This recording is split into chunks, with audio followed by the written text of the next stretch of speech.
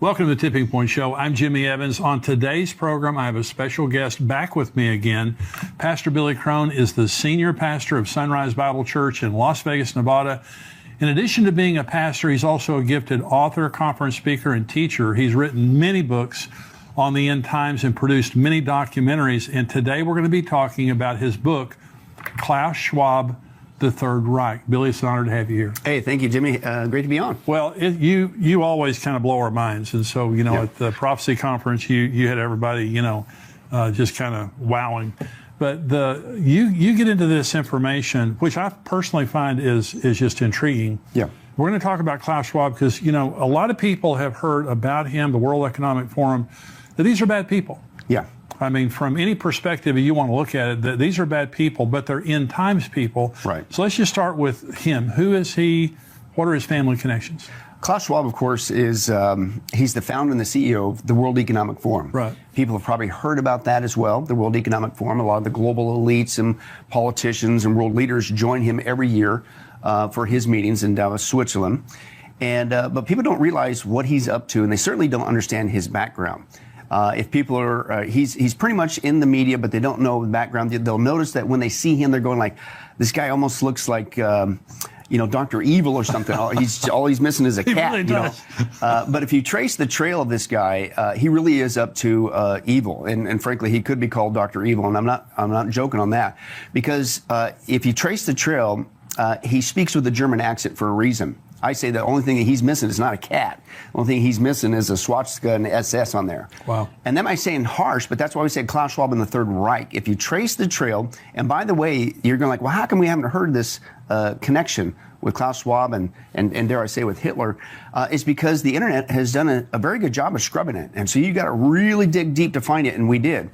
But if you trace the trail, Klaus Schwab was born in Ravensbrück, Germany, and his dad owned a factory there in Ravensbrück and in Germany, and then not only that, that factory helped to make munitions for Hitler. In fact, it was such a quote by the Nazis deemed a great factory that it won awards from the Nazis, like as a model factory. In fact, as a quote model factory for the Nazis.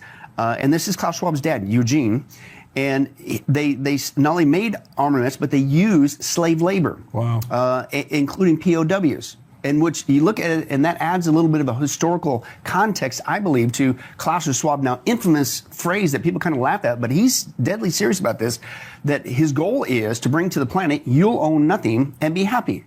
Like slave labor. Oh, yeah. And so we trace the trail that it's definitely connected with Hitler. And then what we do is I go, wait a second, okay, so he's got this German accent. I had my suspicions did he really have ties with Hitler, because he's acting like that, like a megalomaniac like Hitler was, and things of that nature. And then I'm going like, well, wait a second, let's reintroduce ourselves into the Third Reich. Let's find out what Hitler was really up to, if he could have pulled it off. He didn't get to pull off his global domination. But what was it like? And Jimmy, it blew me away. I couldn't believe it. Hitler, basically, he came at a time of crisis, an economic crisis. He rose out of that crisis. Hitler, believe it or not, then proceeded to, out of that crisis, take control of the government, the schools, the media, the entertainment at that time, which was movies and radio. Okay, he took over the medical industry. He took over the science industry, again, the education, all of it. He took over the transportation industry. And then he began to promise everybody utopia, a 1,000-year Reich, if you'd let him do this new regime, this new Third Reich. And then he even promised people that he was, believe it or not, this is in print, that he was going to get rid of pollution. He was going to save the animals. He was going to save the tree. They had this Reich Forestry Service, which the animals and the trees, the Germans taking control of, became an excuse to take away private property and things of that nature. He even promised transportation. Reminds me today with the electric car. We're pushing that you got to get an electric car and save the planet. He even pitched that not only with the Autobahn that's still there today to redo the transportation system, but everybody was going to have a car, which back then was a big deal. He called it the people's car. And you know what that is translated in German? Volkswagen. Right. That's where he had Volkswagen. That was the people's car. He promised the world the utopia and all that stuff. He was also influenced by evolution and obviously with the eugenics program. Eugenics means you, in the Greek, good, good genes. Right. And so then on top of this utopia, it was also a utopia to create a super race, an Aryan race, a pureblood race. And that's why he started with the Jews. It wasn't just because he was anti-Semitic, he was.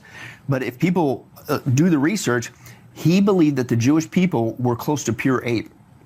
And they were at the bottom of his evolutionary list. Wow. Now, if he would have made it and continued, then he wasn't going to stop at the Jewish people. Most people don't get this.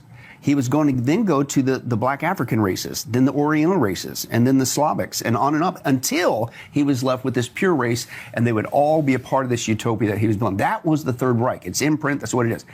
Now, if your listeners and viewers are paying attention, all that I just described, if you do the research, is exactly what Klaus Schwab is bringing to the planet. All he did was take the Third Reich and changed it and called it the Fourth Industrial Revolution, or the Great Reset. And what I'm saying, based on the research, you need to call it for what it is. It's the Fourth Reich. This is what this guy is up to, and this is the missing piece that people need to get. Well, these are powerful people that go to Davos, Switzerland every year. The elite, President Biden has gone there every year. He's been one of their keynote speakers. Yeah. So talk about the World Economic Forum. What is the World Economic Forum? The World Economic Forum started in 1971 by Klaus Schwab and his wife Hilda at the time, which, by the way, it's a family adventure taking over the planet because his two kids, Klaus Schwab's Nicole and Olivier, they also work, including his wife Hilda, they all work with bringing the planet, and they all have a goal. They want to institute this by 2030. I just got back from Europe. I was in Ireland, Scotland, Italy, speaking over there. And over there in the airports, over there, it's 2030. It's the big date. It's being advertised everywhere. Wow. This is the time when the planet's going to be reset. It's going to be wonderful. So the propaganda's out there. This is their goal. But they're out there working, and it isn't just themselves. Since 1971, the World Economic Forum is basically not just a think tank, but it has been a means of which to poll in and groom and create the new world leaders who will go along with this agenda to basically take over the planet and usher in really what's called, should be called the Fourth Reich. And they have what's called, since then, so you basically got 50 years of educating, grooming new leaders. But if you look at it, and they're not hiding it, you can go to the World Economic Forum's website. Also, they have a YouTube channel. But if you look there, they have the Young Global Leaders. And they even have a searchable database. When it goes there, it pops up. The first thing is you can see this year's candidates, hundreds of them, or just see who also has been on there. And if you just start typing in some names, it will blow you away. Wow. You mentioned Biden. Biden told us that he was working for Klaus Schwab in the World Economic Forum. He's been groomed by them. The reason why we know is because what was the campaign slogan that Biden ran on? Build back better. Yeah. He even mentioned dark winter. You know where those come from? Straight out of Klaus Schwab. Wow. So and then if you look at the interviews with the world leaders, including people like Trudeau in Canada, Macron in France, all over the world, even the latest guy that is the current Prime Minister of England, Sunak, I believe, guess where he's from? The World Economic Forum. Wow. It's all tied together. So Klaus Schwab has taken the World Economic Forum for the last 50 years. He's groomed leaders to go along with his vision, megamaniac, taking over the planet, the Fourth Reich, and now he's got them in positions of power. Okay, and then what he admitted on tape was he took 50 years. He groomed all these guys. They're not hiding it. They're in every major developed country, including our own. And it isn't just Biden, by the way. And it's both sides of the aisle, Democrats and Republicans. And people need to wake up. That's right. We're being lied to. Okay, but they sold their souls to, dare I say, the devil, Klaus Schwab, in this Fourth Reich, and basically they got them all in place. And Klaus Schwab admitted, we got everybody in place who's going to do our bidding. We need a trigger, and he said that the COVID-19 crisis was the trigger. Right. He admitted it, and that's why he keeps saying very bluntly, "You will not go back to new normal. This is our excuse to put this into play." Okay, and it's by 2030, we're going to reset the planet and basically translate it for what it is. They're going to take over the planet. Well, so you talked about this at the conference a little bit. What they have done through the COVID-19 pandemic, which you call a plandemic. Yeah. And so what they have done is basically reorder the world. Mm-hmm. I mean, this is a different world than existed before. Right. And so now, one of the things that, for example, people look at, and what was a big issue in the last election, was the border.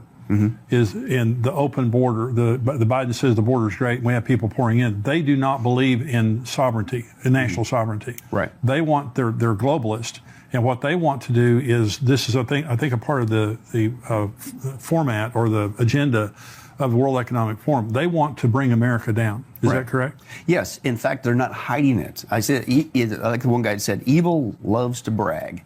Yeah. And these guys aren't hiding it. Again, I encourage people, go not only to the World Economic Forum, go not only to the Young Global Leaders website and find all the people you want. You're going to be blown away at who's involved and who's been groomed by Klaus Schwab and the World Economic Forum. But they also have a YouTube channel. They got their own YouTube channel. And this event that they call the Great Reset, which is basically taking over the planet, the Fourth Reich, it has its own YouTube channel. And if you go to the Great Reset YouTube channel, it clearly tells you their big planks. Not only, again, the infamous phrase by Klaus Schwab, treating us like prisoners of war, POWs, slave labor, you'll own nothing to be happy, which really what it is they're going to own everything, and no, you're not going to be happy, but that's how they pitch it. But they specifically say, and I'm going like, how is this not a national security issue? And they advertise it for the whole world to see. I'm not making this up. It's not a conspiracy theory, but they literally say this, and America will no longer be a world superpower. That's one of their planks, along with you'll own nothing and be happy and eat less meat and all this other stuff. It's like, wait a second, how come the government's not going like, uh-oh, we got people trying to take down our country? Because the people in our government are part of it, the current administration. And I try to provide this point of clarity. It isn't just Biden's making dumb decisions. He is. He's not just making dumb decisions, he's making deliberate decisions to destroy the economy of America specifically, because that's the plank, one of the planks, the 8 planks of the Great Reset. America has to come down. America specifically, even economically, has to come down because we're the dollar reserve. We're the backbone of the world economy. Absolutely. So if you're going to crash the world economy to reset it into a cashless society and a biometric system, which is what they want to do with the Great Reset, you have to take America down, and they're not hiding from it. And so I tell people, listen, Biden is doing this on purpose.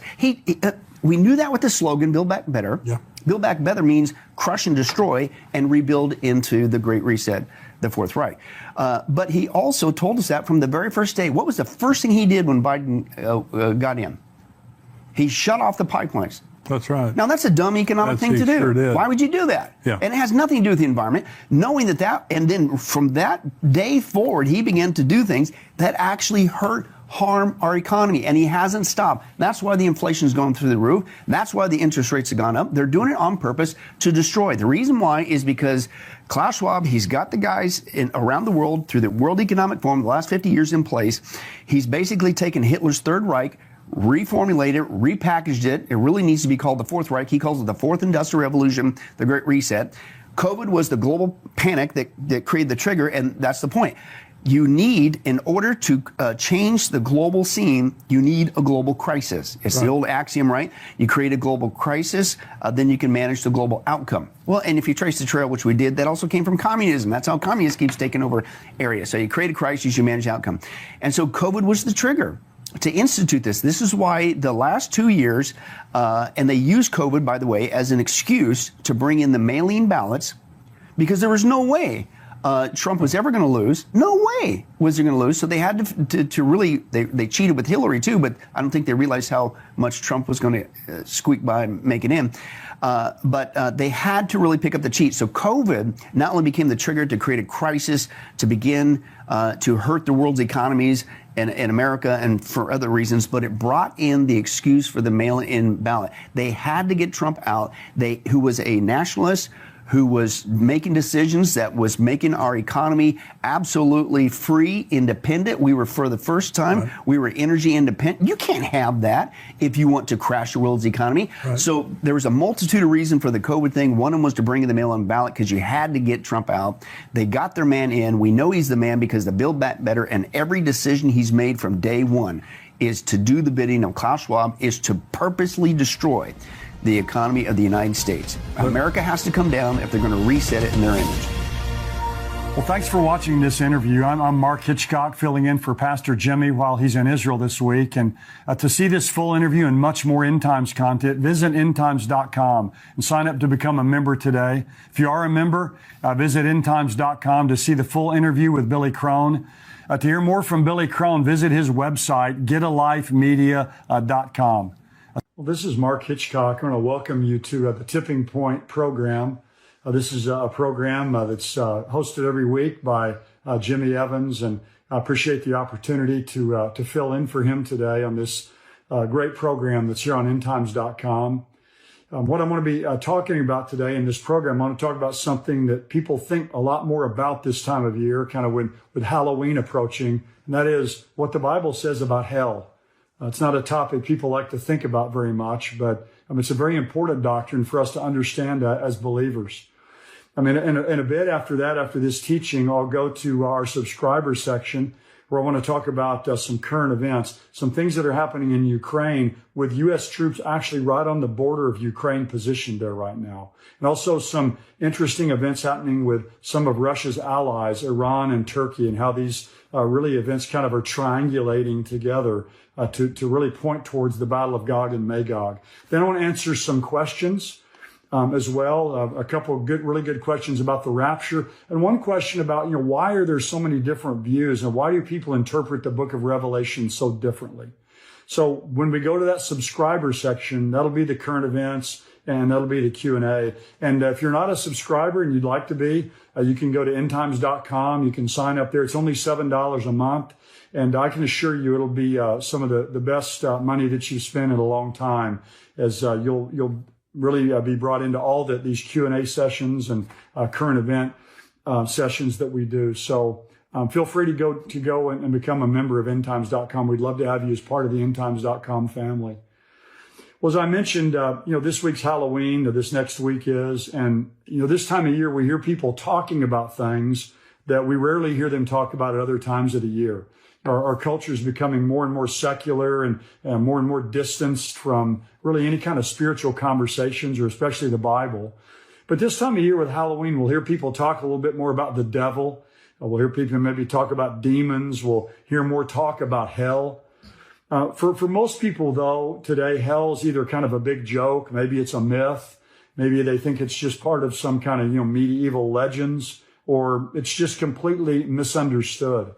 It is interesting. A recent Pew Research poll found that 73% of Americans believe in heaven, but only 72% believe in hell. Now, I remember years ago, 90% of people in America believed in heaven. It's down to less than 3 out of 4. And the number of believe in hell is down to less than 2 out of 3. There's a headline I read in a newspaper a few years ago that probably caused a few people to choke on their coffee. It read this: it may be harder to get to hell this year. And then here's what the article said. It may be harder to get to hell this year. A bridge on the main road leading to Hell, Michigan is badly in need of repair. A project that could close the road for 3 months. Business owners in the town fear that the disruption in traffic would force some stores into bankruptcy. It'll close the whole town, complained Jim Lee, president of the Hell Chamber of Commerce. Officials acknowledge that the repair work will cause some disruption, but insist that the plans to fix the road to hell are paved with good intentions. The road has suffered great damage each time hell freezes over. Well, that's, of course, a funny article from a newspaper, but sadly, it's all too easy to get to the place that the Bible calls hell. But most people totally ignore the warnings, and they choose to simply kind of wish it all away. Unbelievers often reject the idea of hell altogether. And of course, a lot of believers ignore it. They don't want to talk about what the Bible says about hell and the afterlife. Now, when we talk about hell in the scripture, it's often, we could call it the netherworld or the underworld. And when we talk about that, we usually just employ this kind of general term, the word hell. Now, Webster's New Collegiate Dictionary defines hell like this: it's another world in which the dead continue to exist, the nether realm of the devil and the demons, in which the damned suffer everlasting punishment. So the word hell is kind of a catch-all word that we use for the abode of the devil and demons and the souls of damned human beings. But the Bible is a lot more specific and precise in its description of the netherworld than most people realize. According to the Bible, the underworld or the netherworld is divided into 4 different parts or regions or realms.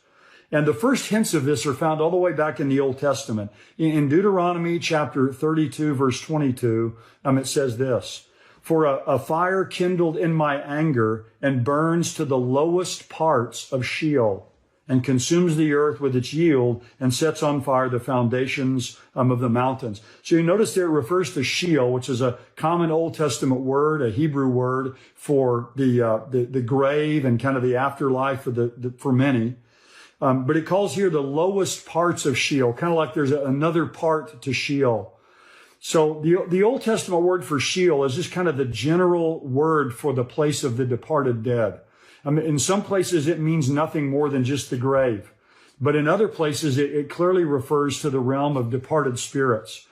But in the progress and the unfolding of Revelation, as God gives us more and more truth as we go through the Bible, the New Testament's a lot more specific. And so in the New Testament, there are 4 different Greek words that are translated often hell in the New Testament. And this reveals to us that there are 4 distinct parts of the underworld.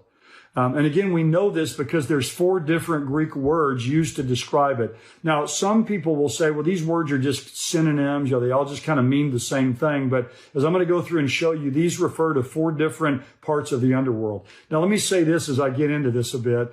The New Testament, the Bible doesn't teach purgatory. So there's not like a 5th place where purgatory is some kind of a halfway house or a stopping off spot between this world and the afterlife. There's no purgatory taught in Scripture.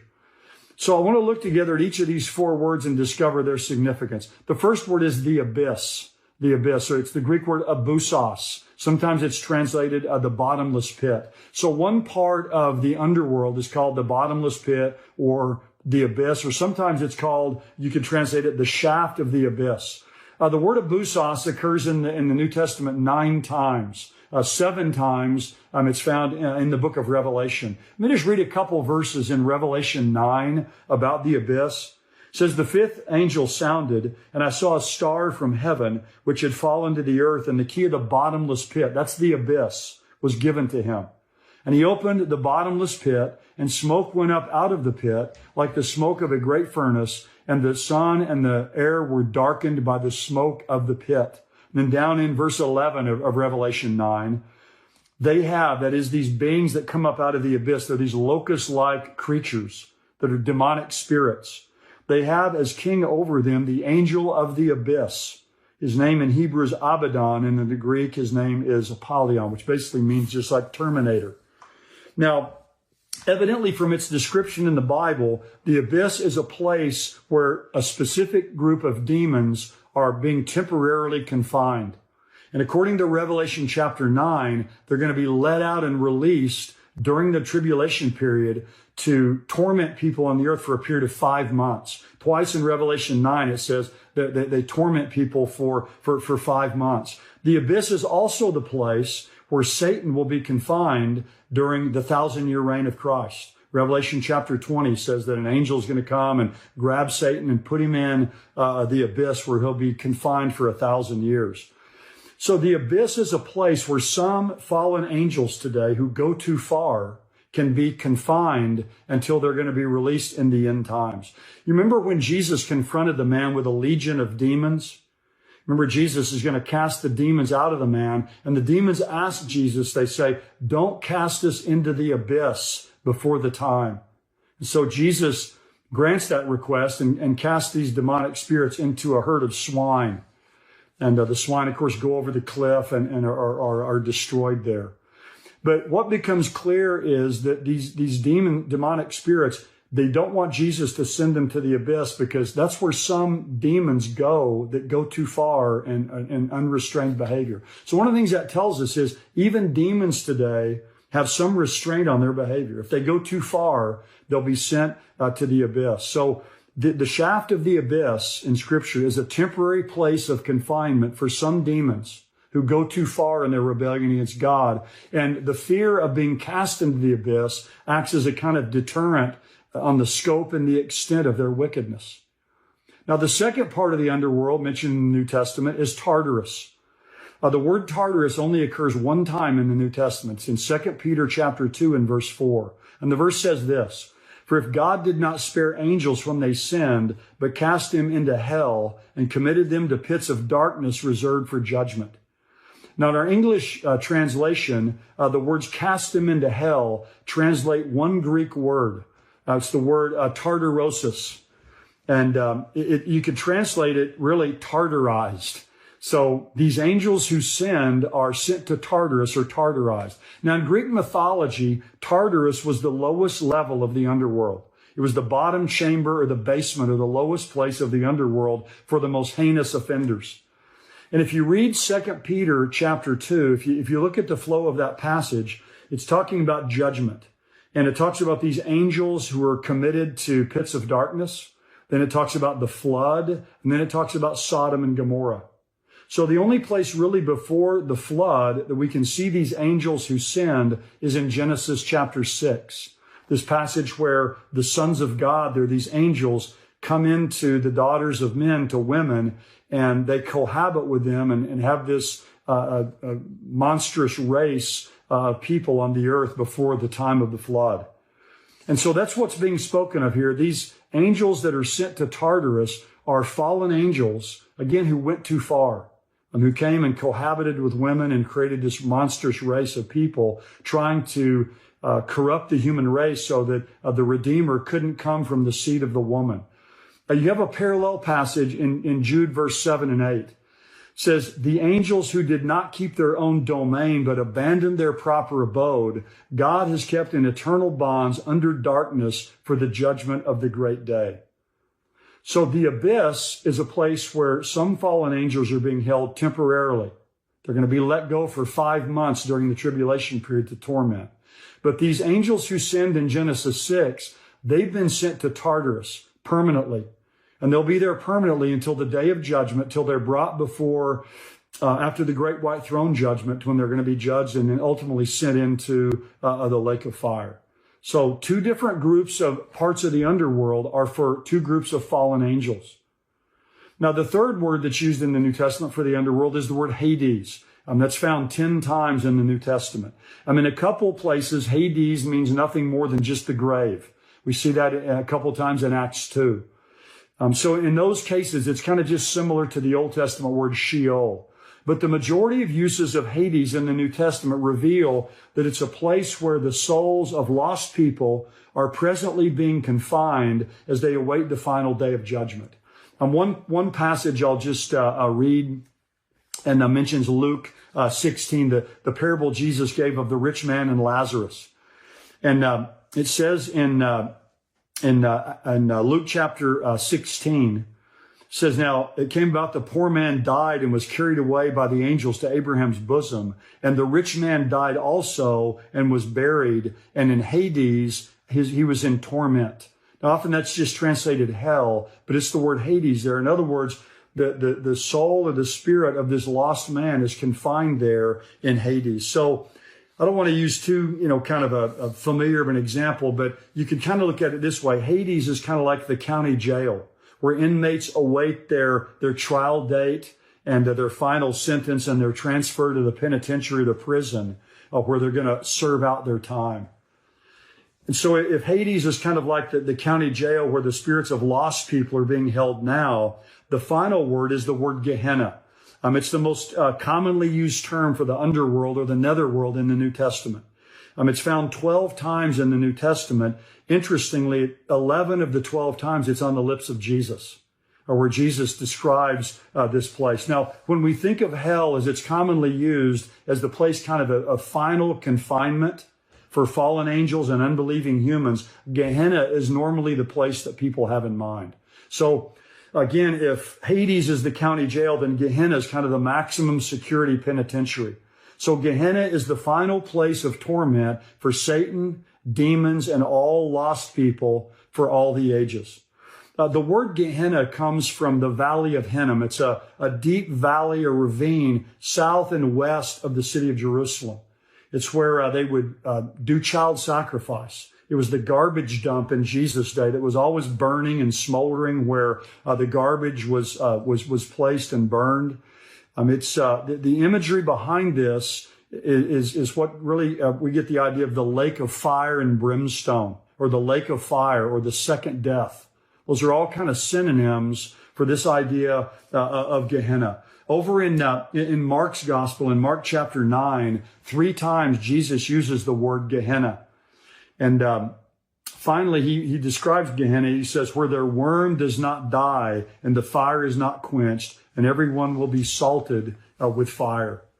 So Jesus talked a lot about this final place of Gehenna. So it's the place where all of the inhabitants of the abyss and Tartarus and Hades will ultimately be cast.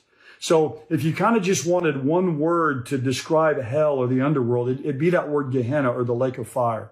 But the way I like to use this word, I think it's accurate. We could say there's 4 parts to the underworld. There's abyss hell, there's Tartarus hell, there's Hades hell, and then there's Gehenna hell. And it's the ultimate abode, or the final place of confinement for fallen angels and for lost people.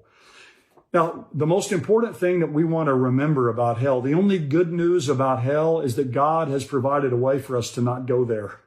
Well, that's the good news. God has provided a way of escape for us through Jesus Christ. We never have to fear the lake of fire if we trust in Jesus Christ and receive him to be our Savior. And one of the things that understanding this doctrine of hell should do, certainly, is cause anyone who's watching, if you've never fled to Jesus Christ for refuge, flee to him and receive that pardon that he purchased for you.